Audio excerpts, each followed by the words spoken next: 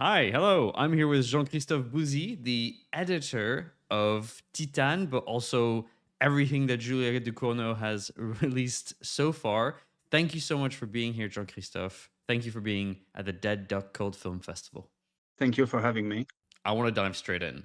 When did you first meet Julia? How did this whole adventure start for the both of you? Actually, we made the same cinema school in France, in Paris, called La Fémis. But I didn't meet her then.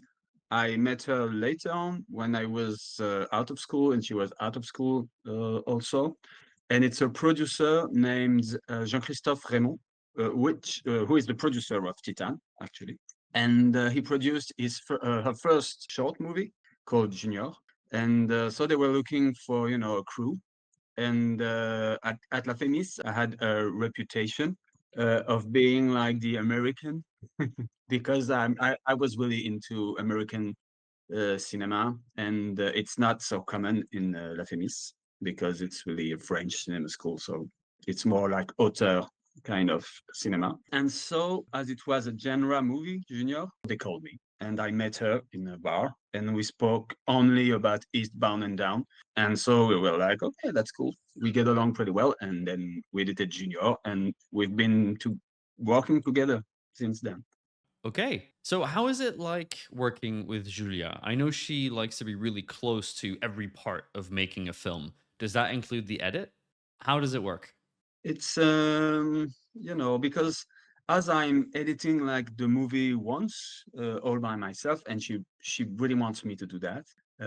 So yeah, she comes, she sees her movie, and it's like, okay, it's 2 hours and 40 minutes. So now let's get to cutting things. We discuss, and she has ideas about what she wants to do, and I have also my ideas about the movie. So we should cut that. We should put that maybe later on. Yeah, in Titan, we cut like a very there was not so much switching scenes, but we cut a big scene where, when she's trashing her head against the sink and she's breaking her nose, and then she's looking at herself in the mirror laughing, and then we cut straight to Vincent walking in the hallway at the airport, and there was like two scenes between those two shots when she was calling the cops saying, "Oh, I found the guy in the toilet. He seems hurt, come quick." And then she was in the, with the police writing a name on, and, after some point we said, okay, it's the kind of things where we discuss, we said, maybe we should cut the police station, maybe we should cut the call, maybe we should cut, and then let's get rid of everything and just reboot the movie, in the middle of it. Is those kinds of, things. Do you think Julia always wanted a movie that was an hour and 40 minutes? Because it feels rare these days to have movies under the 2 hour mark. She's really harsh on herself. She's really like, okay, I don't want that. It's too. It's if she says in French, it says "ça fait bébé." It means it's like baby-like, and it's like, oh, I'm a baby making a movie, and I'm with my all my darlings, and I want to keep all my darlings. And she's pretty harsh with herself, and she said, okay, we don't need that. We don't need that. And I help her with that. Sometimes we fight about those kinds of things to cut or not. And but she doesn't intend to go under 2 hours, I believe, because she doesn't think like that. But I remember the production called me before the edit and says, okay, it has to be less than 2 hours. So it was one of my secret goal when we were editing. I always had that in mind. But, but that's all. She really doesn't mind about it. You've mentioned before that Titan isn't necessarily a complicated movie, but it is a complex movie. What did you mean by that?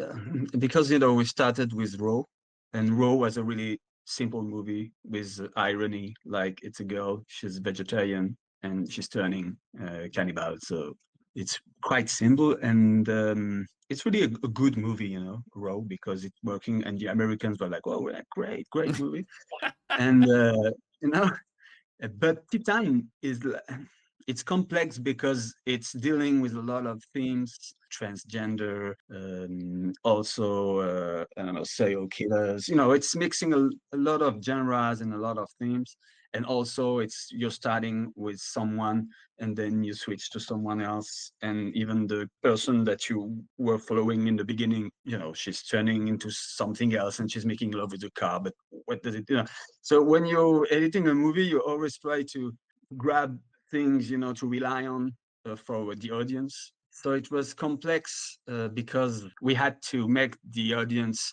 stay hooked somehow and not getting rid of those things and things. So that's what I was saying to Julia, and she was not happy at that time, but I was saying Raw was a good movie. Titan is not, but it can be a great film. So to me, there's really a difference. It's Tarantino making difference, I think, between movies and films. And Raw was really a good movie because like even a popcorn like movie, and Titan is more complex, is more somehow it's strange, it's not really in place, but she's trying to do something and she kind of succeeded actually. So Yeah, well, absolutely. The movie won the Palme d'Or at Cannes. Do you remember where you were when you found out? How was that for you? yeah, I cried for her. No, really, I was really moved, because I was at home. I went to the festival for the screening, but then I went home because above all, I'm an editor and I want to be in my cave. I don't want to be too much out of in the world. Yeah. But anyway, I was at home with my girlfriend and we were watching, and Spike Lee said right up front, like, okay, the Palme d'Or is Titan, and like, whoa, no. And so I knew that she had to be like frantic, because she heard that, everybody heard that, but it was, and so when she went on the stage, I was really happy for her because Mm. you know it's one of the things when you're a director, most of the directors want to win. It's like being the world champion of cinema for 1 year.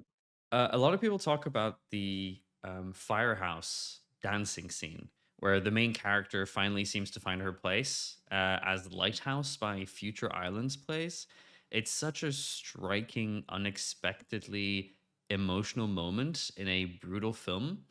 Can you tell us a bit more about how you approached editing that scene? It's funny you mention it because I think you're right.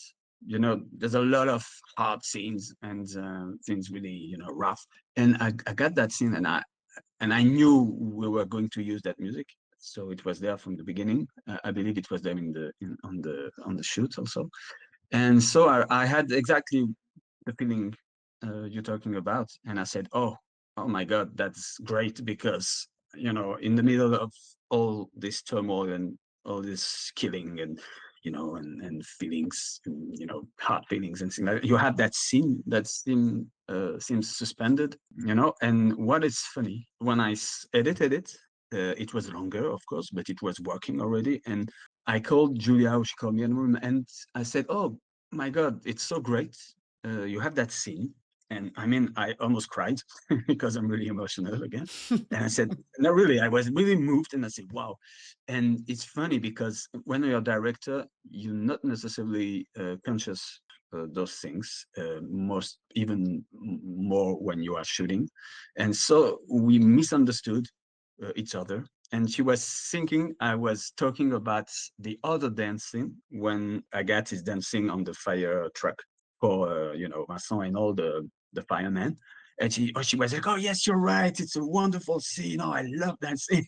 And after a moment I said, no, but I'm not talking about that. And she said, oh yes, that, oh yeah, oh, that's nice, but I was like, no, you're crazy. It's like when I believe, I don't know, but I believe most people remember that scene because it's la grâce, it's really, yeah, grace. It's Hmm. something is happening. And I'm really glad that you mentioned it because I remember that was one of the moments I said, okay, we we have heart in that movie. So I was happy at the time. Okay, I have one last question. Do you have any recommendation for the people out there in terms of movies? Okay, it's not a movie actually.